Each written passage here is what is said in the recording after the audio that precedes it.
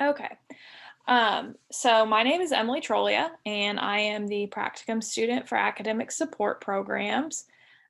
Today's video is going to be on time management. Um, so we're just going to talk about some time management skills that we can use, some different tips and tricks, and then I will talk about some ideas you can put into practice at the end. So let's just kind of start out by figuring out what exactly is meant by time management. So it's defined as the process of organizing and planning how to divide your time between specific activities.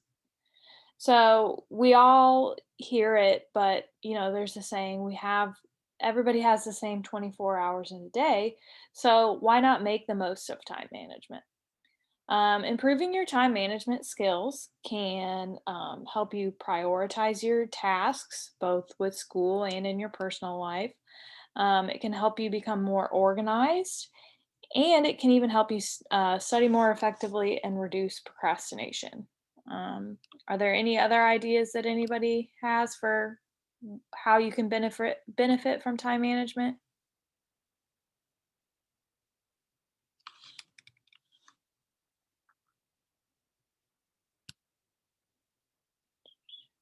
All right. We are going to move into a little video here. It just kind of introduces time management and kind of touches on some of the topics that we're going to talk about.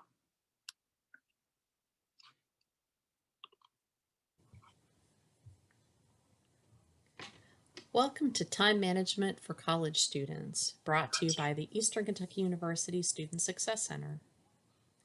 It was so easy in high school, wasn't it? A bell would ring and you knew where to go next and what you were going to do.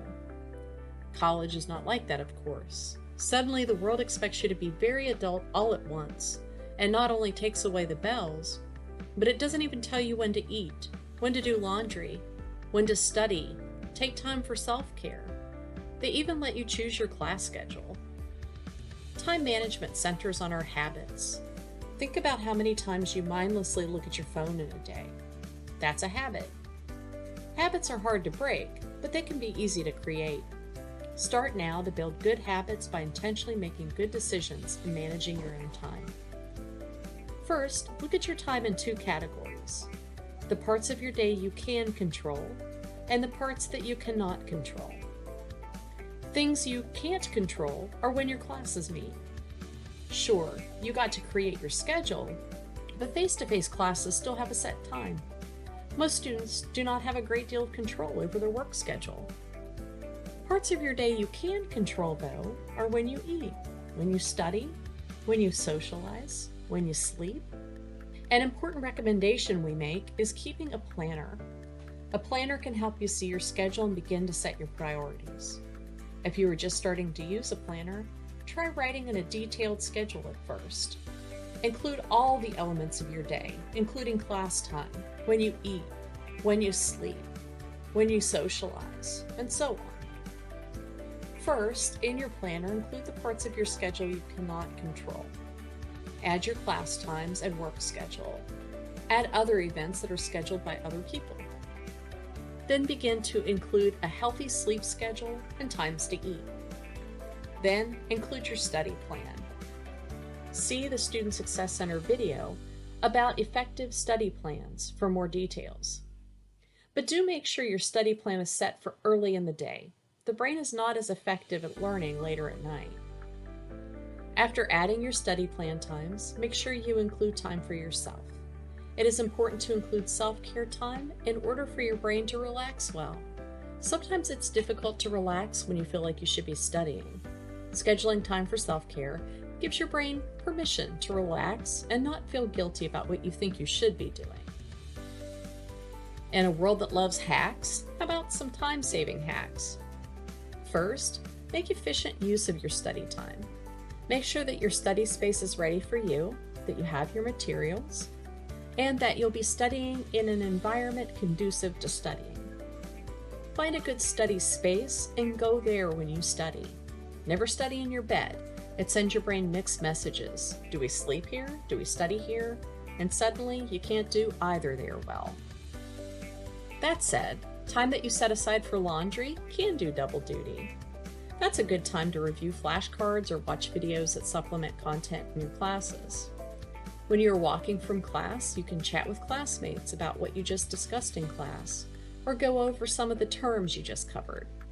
If you aren't walking with classmates, it's a good time to rehearse in your mind key terms and concepts, and try to remember definitions and explanations without looking at your notes. When your brain has to work hard to recall content, it pushes the information to long-term memory a little easier. Limit distractions when you study. There are any number of apps available online that can help you prevent programs on your computer and your phone from being distractions. Most importantly, approach your study time with positivity. Hold yourself accountable and reward yourself when you stick to your schedule.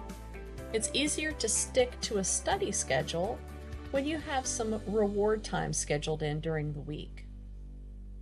Assess how things are going after a few weeks. You will likely have to schedule more time for some classes and perhaps less time for others. Once you hit your stride, stick with it so that you build habits into your schedule. Then you'll find time management comes naturally to you.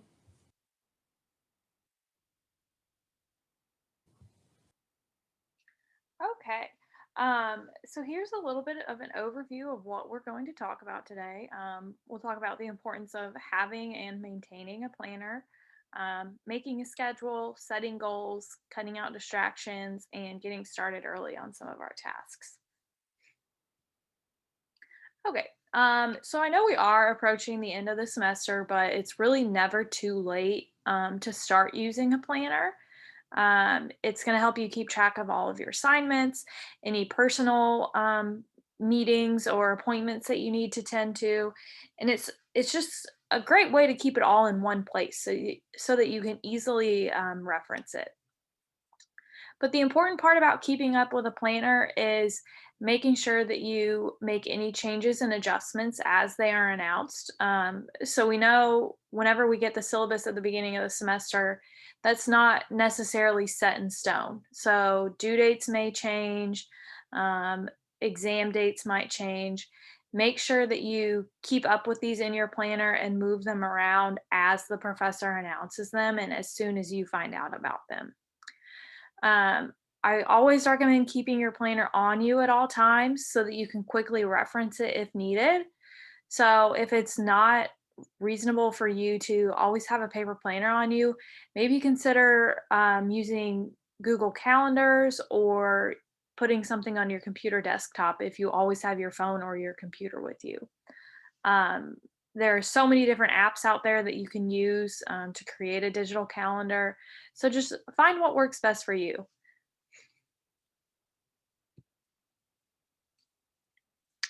Okay.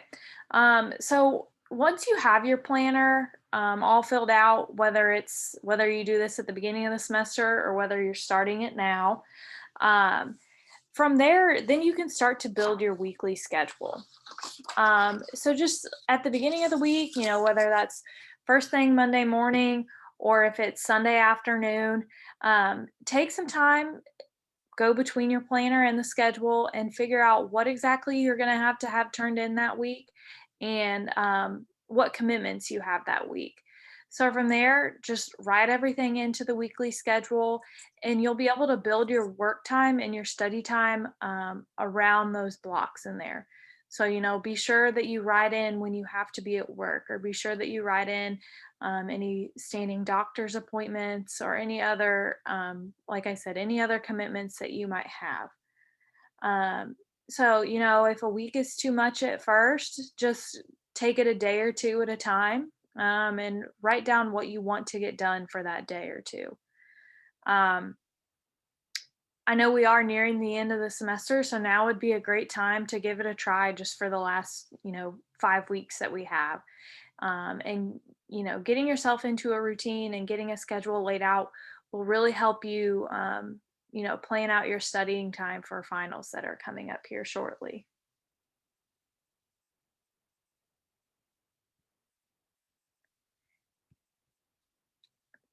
And while we are talking about schedules, I do want to plug that in 2 weeks we are going to have back-to-back test prep workshops.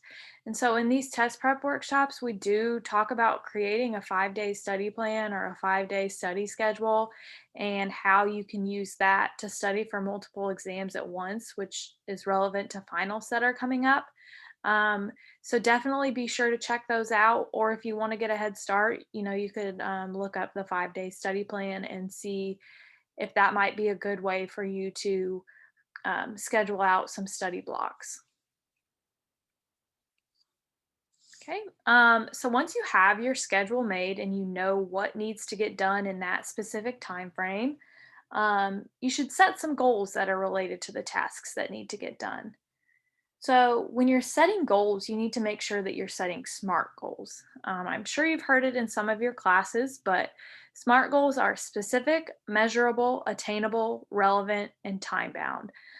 So they're not just any random goals, that say like I want to run a marathon in 5 months. That's not too specific. Yeah, it's a goal, but you can narrow it down a little bit more. And especially with schoolwork, it's really important that you make these specific goals and you give yourself a good solid time frame to achieve them. So for specific, you want it to be focused, and it's going to identify an outcome. Measurable, there should be some clear definition of success. Attainable, should be challenging but reasonable.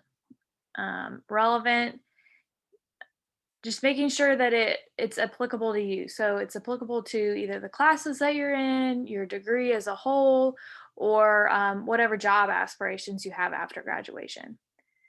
And then time bound, you just want to set a date or a time that you want to have that goal done to motivate you to get it done by that time. So some examples of SMART goals are, instead of saying, I need to work on my paper today, you could try, I'm going to work on research and writing my paper for 2 hours today.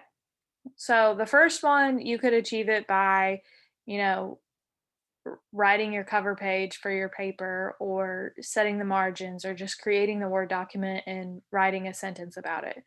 Technically, you worked on the paper. But is that going to, help you reach your goal of finishing the paper by the due date? It might not, and you might end up cramming at the end of it. So another one is saying, instead of saying, I want to do better in my classes this semester, you could try, I want to earn at least a 3.0 GPA this semester. So we don't really know what exactly is meant by doing better. So by giving it that numerical value of wanting to achieve the 3.0, you know what kind of grades you're going to have to get in your classes, and you'll be able to monitor it throughout the semester just by keeping an eye on where your grades are at. Okay. So distractions kind of look different for everybody. So, you might need to eliminate different distractions than your friends do. So these are just some general ideas.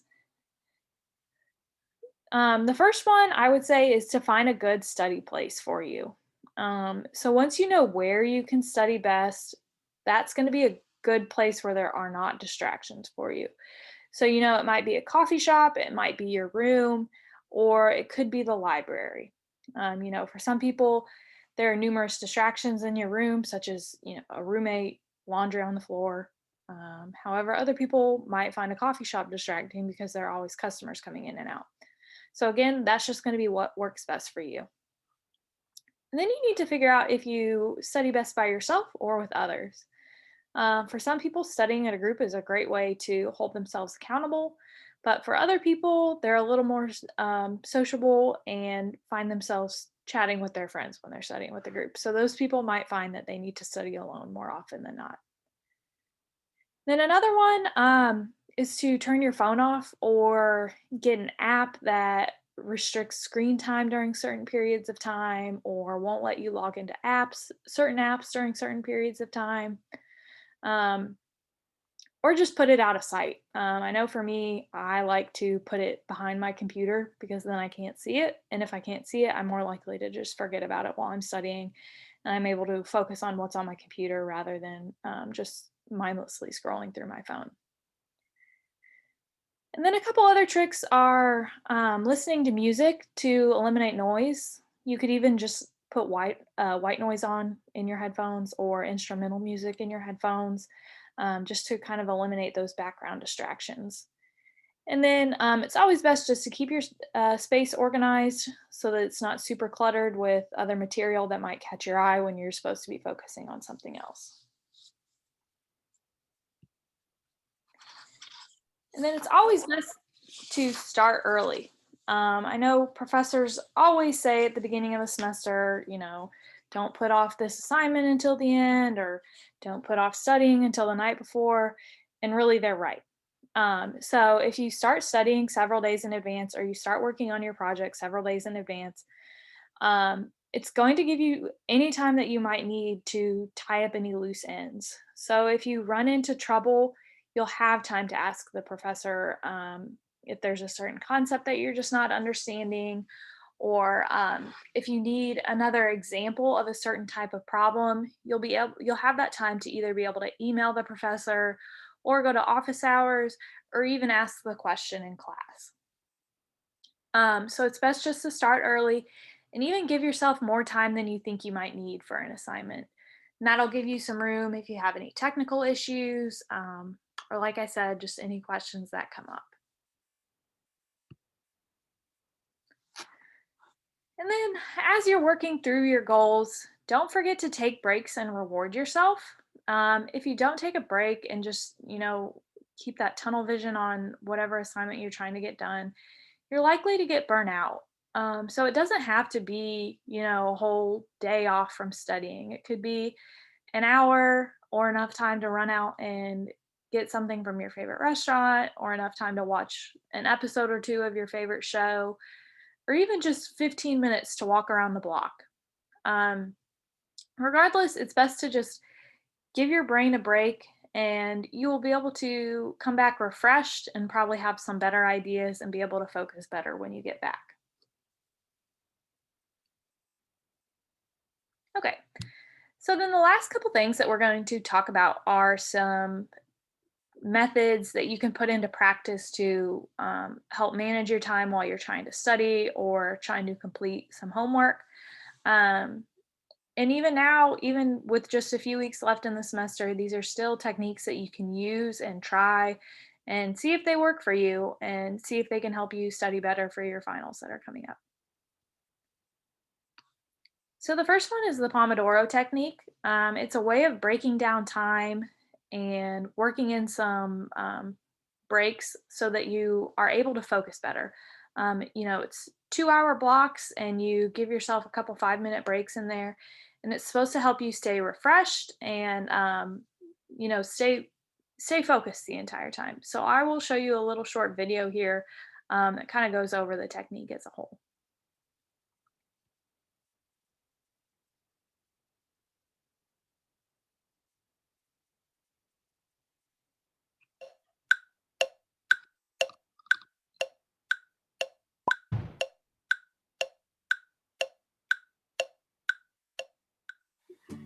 Hello guys, so today I want to talk to you about one time management tip that completely changed my life, and that is the Pomodoro Technique. So the Pomodoro Technique basically consists on setting a timer for 25 minutes to coordinate your study routine. That's the amount of time where your brain is at its most productive phase, which helps reducing burnout and managing distractions. So all you have to do is choosing a task you'd like to get done, and you can either use your planner, your to-do list, or your bullet journal to write down those tasks. Setting a timer for 25 minutes, and you can either use your phone or computer alarm, or even a kitchen timer, which was what was used for the original Pomodoro Technique. During those 25 minutes, you have to be focused and eliminate any distractions in order to manage through your task. Your goal is not to complete it, but make the most out of the time available to get through it as fast as possible. And believe me, comparing to normal student timers, which go from 45 minutes, 1 hour and a half, setting timers for 25 minutes makes all tasks seem more manageable and easy to complete. When the alarm rings, stop doing whatever you're doing. You have just completed a full Pomodoro. Now you're able to make a 5-minute break before you start your next Pomodoro. Once you finish 4 Pomodoros, you can take a longer break, something that goes from 20 to 30 minutes. And what's great about the Pomodoro technique is that it shows you that you can get a lot done in 25 minutes without feeling the need to plan study sessions that last for hours.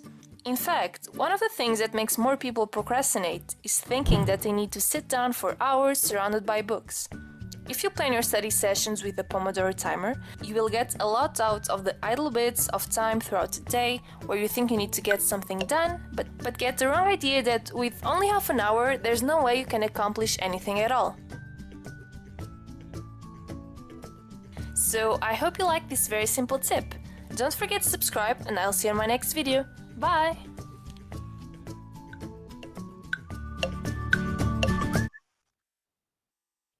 Okay, so like she said in the video, this is just a great technique to use to break your studying time down into smaller, more manageable chunks. So if you go into assignment knowing that you only have to work on it for 25 minutes before you can take a break, it's a lot easier to just sit down and focus for that 25 minutes rather than seeing, if it's an online assignment that says estimated completion time of 2.5 hours. That's going to seem really daunting and you're probably going to be less motivated to finish it.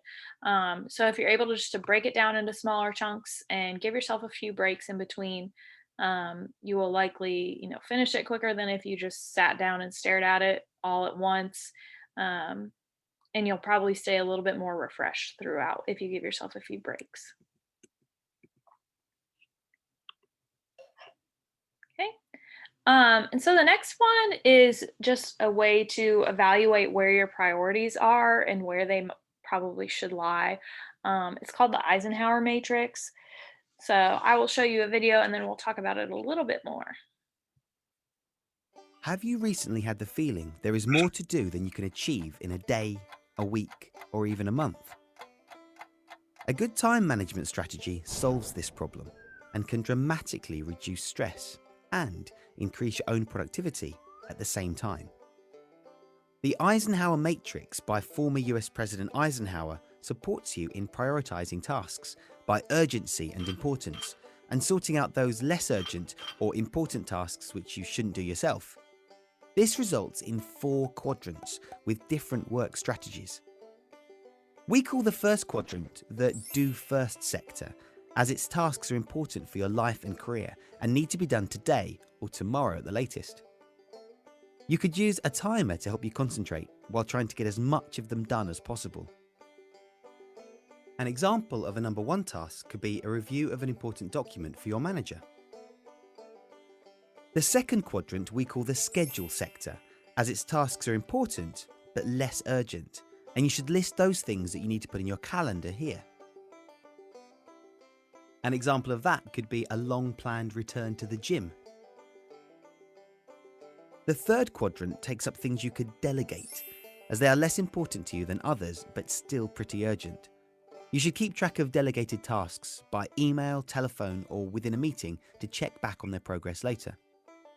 An example of a delegation could be somebody calling you and asking for an urgent favour or requesting you step into a meeting. Maybe you could delegate this responsibility by suggesting a better person for the job, or give the necessary information back to the caller and have him deal with the matter himself. The fourth and last quadrant is there to help you sort out and eliminate the things that you really shouldn't do at all. Discover and stop bad habits like surfing the internet without a reason, or other forms of procrastination like gaming too long, just to find an excuse for not being able to deal with important tasks in the first and second quadrant. And that's it. Give it a try yourself or head on over to eisenhower.me for more information. And don't forget, as Dwight Eisenhower once said, what's important is seldom urgent, and what's urgent is seldom important.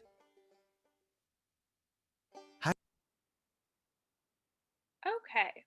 So this matrix is going to look a little bit different for everybody, but it's a great way just when you're feeling stressed or overwhelmed with everything that you might need to be doing. It's great to just, take a breath and draw the matrix and see where your priority should be right now. So this first box here is going to be anything that is urgent and important.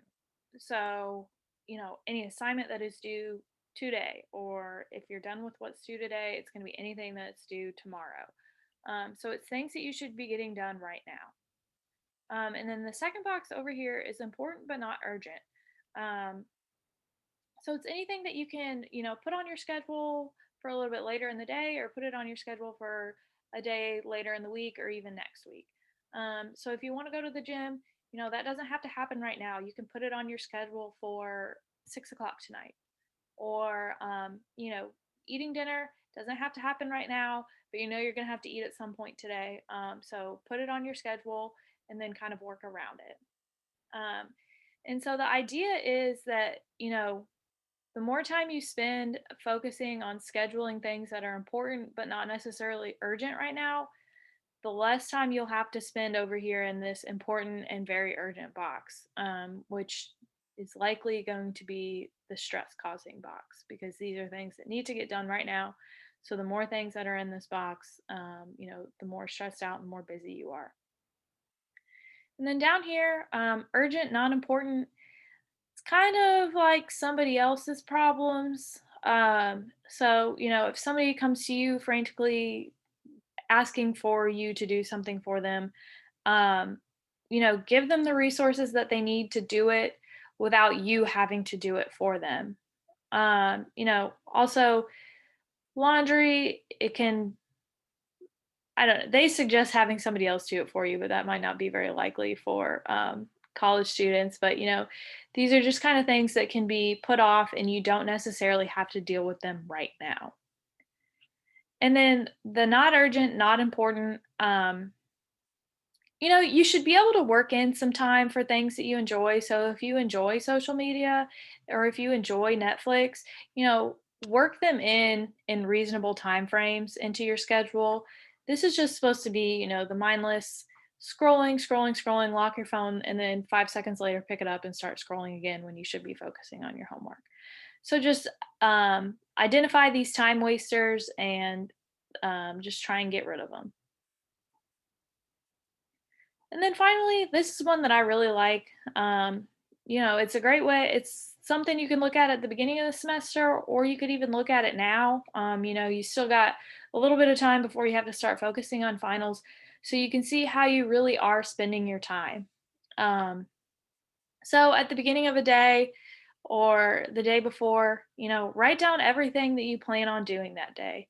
So if you wake up at 6 o'clock every day, you're going to say, wake up, and then you're going to go to the gym. Um, but if you go to the gym, you have to be able to work in time to shower before class.